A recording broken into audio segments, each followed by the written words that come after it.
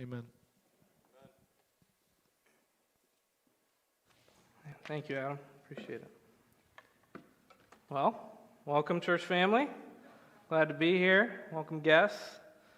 Excited to have you all. I don't know how you got here. Adam kind of mentioned it. I don't know what you went through before you got here, but Kaylee and I, if you don't know, sorry, here, let me introduce myself. My name is Peter Johnson. I'm the church planting resident here at New Hope, and really that's kind of a fancy way to just say pastor in training, right? I'm learning, I'm growing, and getting opportunities with the pastors every week. And I have a family. My wife, wonderful, beautiful wife, is right down here. And we have a 7-month-old Cooper Allen Johnson over in the nursery. And like I said, I don't know how you got here today, but I came like a pack mule, 3 different bags, a baby carrier, my bottle of water, and I'm trudging through the door. I mean, we're figuring it out. The first time I had to do it on my own without Kaylee, I was 15 minutes late to church. But we're here, and I'm glad you're here. And I am excited to be bringing the Word of God to you this morning. It is always such an awesome privilege. And I love this book. I don't really enjoy reading, but I love this book because it's got some great stories. It's got some great truths. And it is wonderfully simple and terribly complex sometimes. But it is a treasure trove of inexhaustible beauty. And so I'm excited to share with you what God has been revealing to me in His Word. We're going to be in Numbers 13 this week, if you want to turn there or be there. And this is a story with not the greatest outcome. All right, there's a lot of stories that we've heard where the main character gets to this point and they have a decision to make. And they can either continue on with the plot that we know, man, that's going to end up to be a good story. Or they could decide to go a different way and kind of lose the plot or lose faith in what their original task was. My first thought in this was when Frodo was, from Lord of the Rings, I love Lord of the Rings, all right? Frodo's at Mount Doom, he has the ring, this evil ring, and he's about to throw it in the lava, and instead of throwing it in, he puts it on. And then my wife had the idea of, well, Star Wars. I mean, the main character, Anakin, he has this moment, right, where he can choose to stay a Jedi or go to the dark side, right? And he becomes Darth Vader. Or we can think of examples from the Bible, right? Where a main character faces, man, I think of Jonah, he faces decision after decision, and a lot of times he chooses the wrong one. But God is faithful, and He does a work, and we really, the end of Jonah, it's kind of up in the air what his decision is. And then even Peter, man, he was a bold man, the disciple Peter. And somebody came to him and said, "Do you know Jesus?" And he had a decision to make. Do I trust God, or do I lose the plot? And so that's, and he does. He loses the plot 3 times, right? He denies Jesus 3 times. And so that's how our story in Numbers 13 is going to go. We're going to see the whole nation of Israel loses the plot. They lose faith in God. And so today's message, it's called Don't Lose Faith. And I want to clarify because Randy had an awesome message a little while back, and he spoke from Hebrews 5, right? A tough passage, but an awesome passage. And he was talking about how we cannot lose our salvation, right? So tonight, I want to clarify. We're not talking about don't lose your saving faith, all right? We're not talking about losing faith in what Christ has done, but we are talking about what He has yet to do in your life, and even in the life here at New Hope. All right, let's not lose the plot together. All right, let's not lose faith. Let's keep going as Jeff preached a little while back, right? I still have that phrase in my mind from Jeff. Keep going. I can hear him say it in my mind. And I don't know what steps of faith that you're coming here today. Honestly, maybe just showing up today was a step of faith that was a struggle for you. Maybe you've been struggling to just be consistent in your time with God and His Word or prayer. Maybe that's a step of faith you've been trying to make. Maybe, like me, you've been trying to trust God to be a father, to raise a child. And certainly, I've had to really trust God in this residency, in Him forming me for ministry someday and to being a pastor. And if you're familiar with New Hope, you know that we together, we have a lot of goals that we are trusting God for. We call them our BHAGs, or to put it another way, our big, hairy, audacious goals. We got 10 of them. I'm not going to read them all, but you can see them up there, and I'm going to highlight a couple a little later. But these are very specific and very large goals. They're bigger than we can really do. They're larger than you and I can accomplish. Like Drew said, I can't do sports ministry on my own, right? But these goals, man, we keep them in front of us because we are more than a group of people that meets every weekend. You know, we are God's people working together to accomplish God's will. And I want to keep these things on top of our mind, especially as we jump into an Old Testament passage, because we want to be able to use this, right? And so this is going to help us not just understand our passage today, but help us apply it, right? So, Numbers 13. The nation of Israel has been traveling for 3 years through a deserty wilderness. God has saved them out of slavery, and they have had to trust God for their daily provisions, for manna every day, this flaky bread stuff. And they complained about that, so they got some quail, all right? And God, all along the way, has provided for them, has saved them miraculously from the Egyptians. And He has grown them to a people that, if we work out the numbers, it's like 2 million people. This is a nation of people walking through the desert. And as they're walking, God is leading them in this big pillar of fire by night and a cloud by day, right? And He is leading them into bigger and better things and a place to call their own, because they're homeless right now. And so, Numbers 13, we meet the nation of Israel sitting there for 40 days. They've been waiting on the edge of the promised land, a land that is supposed to be flowing with milk and honey. And they're waiting the word from 12 spies that God told Moses to send into the land. All right, 12 spies, one from every tribe of Israel, the best of the best, going in, gathering intel, and seeing a route of conquest for them to conquer the land and for them to receive the land that God had promised them. And as you can imagine, from what I suggested earlier, this passage doesn't particularly end well. And today's reading is going to give us 3 clear reasons why, from the Israelites' poor response, we are given to not lose faith. And we're given some clues on what it looks like when we start to lose faith. And so let's look at Numbers 13, starting in verse 25.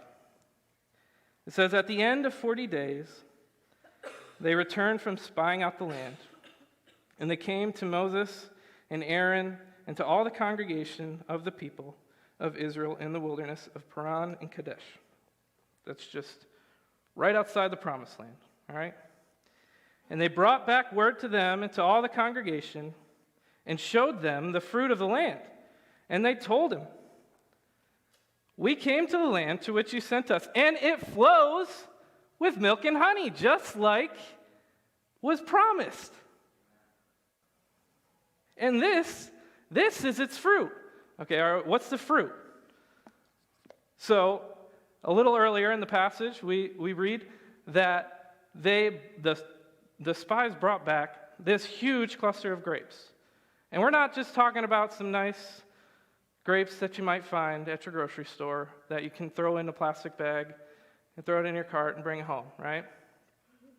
This cluster of grapes was so big that they had to suspend it on a pole, and two guys had to carry this cluster of grapes.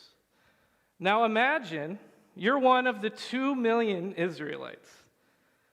You got cottonmouth from eating nothing but dry bread and probably dry quail because you have to roast it over a fire. I mean, that's a pretty tough task. I mean, it's easy to overcook poultry. And so they're looking at this giant cluster of grapes. Oh, man. Bring me to where you got that, right? The land that they got it from, as they were coming back south, bringing it to them, they literally named the place Cluster because of how big the cluster of grapes were. And so there was plenty more where that giant cluster of grapes came from, right? Oh man, bring me to that promised land, right? I kind of want some grapes now. And so, if you've been at New Hope long enough, and if you've been walking with the Lord for any amount of time, you probably are able to give some stories about some fruit that God has brought into your life, or that you are able to see. And so, our first reason to not lose faith is because we've seen God provide. We've seen Him bring the fruit. We have seen lives changed. We can look through our BHAGs that I mentioned earlier. One of them, 1,000 people on the journey. Last year, we had 62 people join New Hope, either through partnership or baptism. And this year, we have 28. And that's just about, not quite, that's just about 10% of the goal in just the last little over a year and a half. And that's not even including those that are already on the journey. We've seen lives change. Don't lose faith. God is working. And church, this is, for a church that's been going for 20 years, this is honestly an anomaly. Man, we can take courage in that God is working in a special way in our area. Another one of our BHAGs is 50 churches planted. And you might know why I chose this one, because this is the scariest one to me as a church planting resident. And I can tell you, there's at least one family whose lives have been changed by this one, all right? We moved from Ohio to be here because we knew that God was working here. We heard it. We heard the reports. And if you don't know, New Hope has helped plant a church, Stony Creek Community Church. And this last year, they were able to bring another guy as a pastor onto their team. And so God is bringing fruit to them. We have a church planting resident. We're making progress towards another one. And we have 4 even better guys in training right now in what we call our move group. Not only that, we sent maybe our best guy out to Arizona. Chris and Juliet went, and they are in a church plant in Arizona. And I've been able to talk to him. Man, he describes that church just like New Hope, and he loves it there. 50 churches, if we think about it, man, that's a ton of fruit, right? Man, that gets exciting. And then Drew was just up here sharing. our other BHAG, 500 kids. 500 kids in sports ministry. And he said, we have over 200 signed up, and that wasn't even including soccer clinic. The number is close to around 250 kids that we've had in our sports ministry. That's halfway to our goal. And I was talking to Drew, he was like, I don't know, maybe we need to make it bigger. And as I alluded to earlier, the nation of Israel was 2 million people at this time. The book of Numbers doesn't give us that number. The book of Numbers gives us 600,000, a little over 600,000 men who were able to go to war. So it says 600,000 men of a certain age group. And so if you kind of figure out the math, double that for women, and then kind of double it again for everybody that's not in that age group, that's around 200 million, if not maybe more. And so this 200 kids, we apply the same logic. Robbie's done it. Man, that's a lot of people coming for our sports ministry. And we're hoping to add basketball. Some people don't like soccer. That's a whole new crowd of people. Don't lose faith. We have been doing the work, and God has been faithful to show us that lives can be changed. Now, we say all that, and then we think of the actual numbers that we're trying to reach. Man, are we being for real? 1,000 people on a journey? 50 churches planted?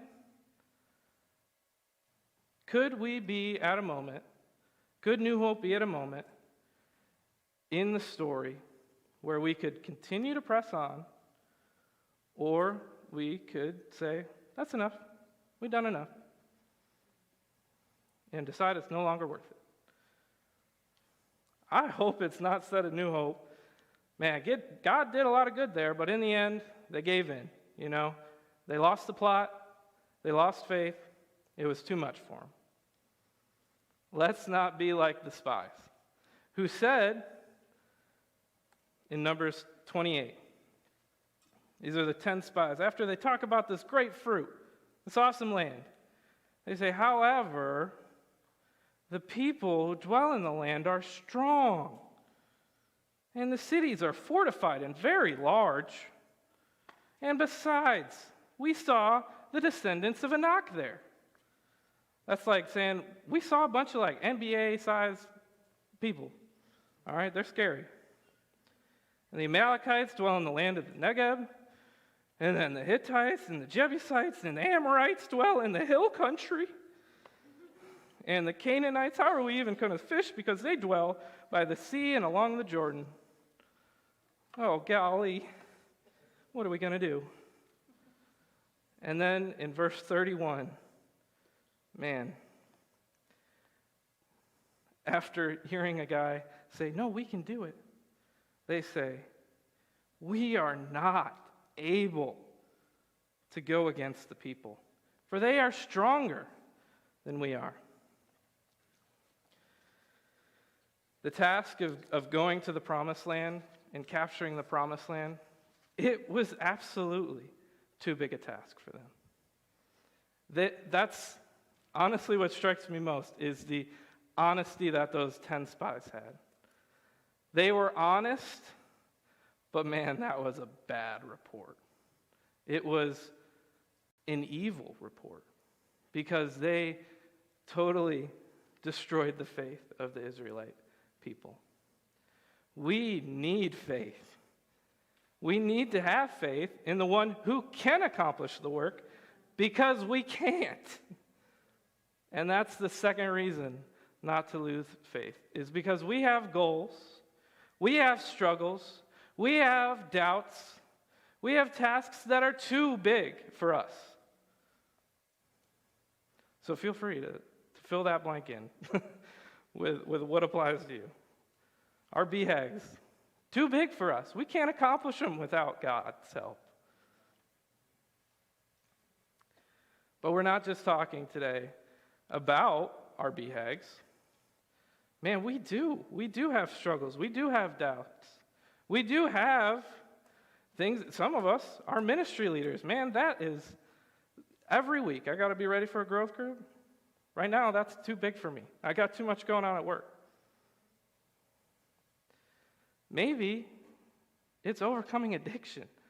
Man, I've been struggling with this, and I've had some moments of victory, but then, I give in. I have momentary pleasure and then immediate shame, and you're in that constant cycle, and it repeats and repeats, and it's too big. It's too big for you. Maybe it's anger. Man, I've had some rough jobs, some rough supervisors. Man, you get so angry after 8 hours of just not wanting to be there, And then you go home and you have to try to love your family, and you're just so angry. You're just so done with the day. Maybe it's anxiety. Man, I just can't stop worrying. Or maybe it's doubt. I don't know if any of this is real. I don't know if God is who he says he is. And daily, man, we can be faced with reasons to give up, to give in. So let's look at what it looks like, man, when we start to lose faith. When we start to lose faith, one of the things that starts to happen is that we see ourselves as less than we really are. We see ourselves as less than a child of God. And inversely from that, we see our problems as bigger than they really are. That's exactly what the 10 spies did. See, there's a two-part report in our passage. At first, they say, man, the land was flowing with milk and honey. It's exactly what was promised. And then in 32, they say, the land is a land that devours its inhabitants. Say what? This isn't supposed to be a devouring land. This is a land that was meant to be devoured. Ironically, later in the story, in the wilderness, there's a group of people that get devoured by some land. That's what I'm saying. The Bible's so good. It's a good storyteller. At first, they in the first part of the report, remember they listed, man, we got the Amalekites, the Hittites, the Jebusites, the Amorites, the Canaanites, and we even saw some NBA players over there. All right? And then later they say, all of the people of the land are NBA players. All of them. And actually, we saw the Nephilim. What are the Nephilim? It's like Hephilims. We saw the Nephilim, these giants. They're even bigger than the NBA players. Can you see? And they continually raised the bar. They did. They were honest at first, but now they're just being ridiculous. Now they're making their problems way bigger than what they really were. And then in another moment of honesty, they say, we seem to ourselves like grasshoppers. Oh, man. When you make your pea-sized problems the size of a mountain, man, you start to lose faith. You begin to see yourself as nothing. Another evidence we see from Israel's response is that we start to doubt God's leadership in our life. Numbers 14:4 says, let us choose a leader and go back to Egypt. Moses, you're done. We're done with you. or get a new guy. See, we're not just talking about God's directing in your life. We're actually talking about the spiritual leadership, the men who God has divinely placed in your life, the pastors in your life.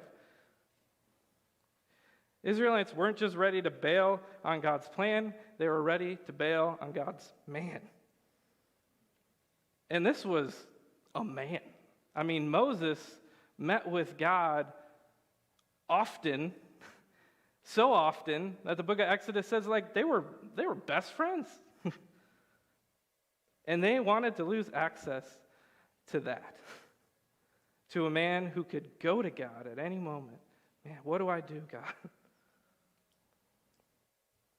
Isn't this how our world acts? Man, as soon as you're not producing, on to the next guy, right? There's no faith. There's no sticking it out. We have 5 amazing, godly men leading this church. And I've been here long enough. I've sat through enough meetings with them. These guys are dedicated to you, to God's word, and they are trusting God for the work that's being done here. God was ready to start over. In chapter 14, we read, he was ready. He's like, Moses, I'm done with them. Let's go start our own thing. And when Moses stood in the gap, he said, don't do it. And that's the type of men we have here. They are ready and willing to stand in the gap for us and make our case known to God. And God, don't give up on them because we love them. Don't lose faith. God is leading the charge here. It's not Robbie. It's not Adam. It's not Jeff. It's not Drew. It's not Matt. God is leading the charge. Another way we begin to lose faith is we become fixed to the past and upset about the future. You know, we can see this in phrases that we use like, well, they don't make them like they used to, right? Car broke down again. Never happened back in the day, you know? Or back in my day, and then all the kids roll their eyes, you know? My dad used to tell a story to me of how he would go down to the gas station with $1 and come back with a gallon of gas and a full-size candy bar and 15 cents change. All right? And it was just so much better back in the day. And Israel was prone to repeat those.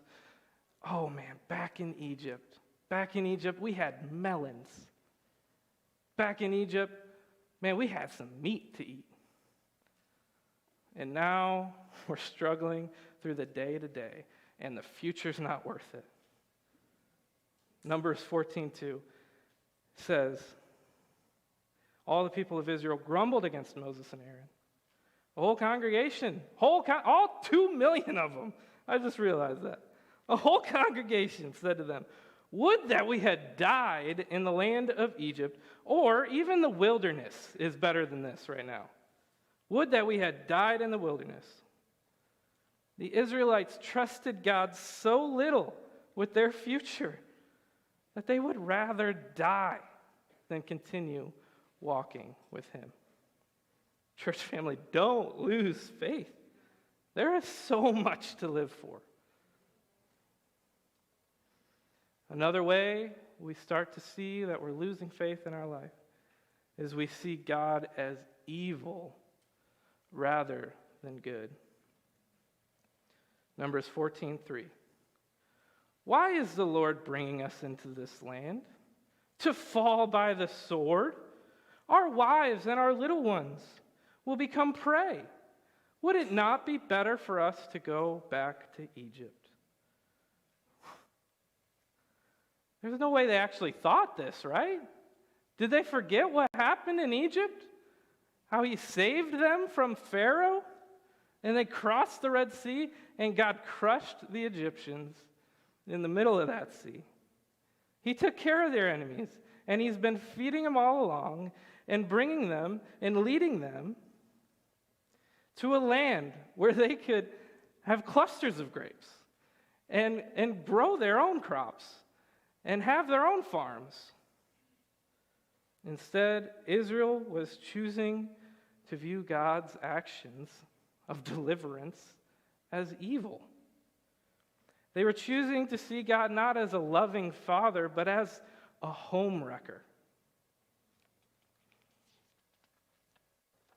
Church family, don't lose faith. God desires the best for you. He desires what's best for your home, and He desires the best for New Hope. The final reason I have here or final way that we start to lose faith, that we can see ourselves losing faith, is that we see God as less than He is. Numbers 14:11, and the Lord said to Moses, How long will this people despise me? And how long will they not believe in me, in spite of all the signs that I have done among them? How did they get this far off? God is not worthy of us thinking so little of Him. He did so many incredible things for Israel, and He was willing to do even more. And God can do incredible and magnificent things in our life, but we can still forget. And we can say, that's not enough, God. I need more evidence. Don't lose faith. God is willing. He is able to do more than we can hope for or ask. Joshua and Caleb, the two good spies, they understood this. They were the two good spies among 10 sounding righteous ones. See, there's an irony to this story, a subtle irony. We get a list of their names earlier in Numbers 13. And these guys, like I said, they're the cream of the crop from each tribe. And they have some awesome names. Caleb and Joshua walked into the land with guys who were named the Majesty of God. My fortune is God. My shelter is God. God redeems. My escape is God. My hiding is God. God is my kinsman. Man, 10 spies with awesome names. And yet, when they gave a report, they forgot their own name. You know what Caleb's name means? Caleb's name means dog. It's not as glorious. It's not as righteous. It's not as awesome sounding. But God used that dog. In Numbers 13:30, it says, Caleb, God's dog, man, he quieted the 2 million people who were all bickering amongst each other. He quieted them. He barked, and they listened. He said, let us go up at once and occupy the land, for we are well able to overcome it. We are well able. Do not lose faith, church family. We are well able to do all that God wants for us to do. And that's our third reason that our goals, our doubts, our struggles, they are not too big for God. Again, like I said, fill in that first blank with what you need. But Isaiah 40:21 through 22 breaks it down for us real clear. It says, do you not know? Have you not heard? Has it not been told to you from the beginning? All of creation declaring God's goodness. Have you not understood from the foundations of the earth? From the beginning of time, God has not changed. It is God who sits above the circle of earth, the cosmic path that earth travels, our solar system. God sits above it, and earth is his footstool. And look at this. And its inhabitants are like grasshoppers. We've heard that before. Who stretches out the heavens like a curtain and spreads them like a tent to dwell in. Oh, Israel, you missed it.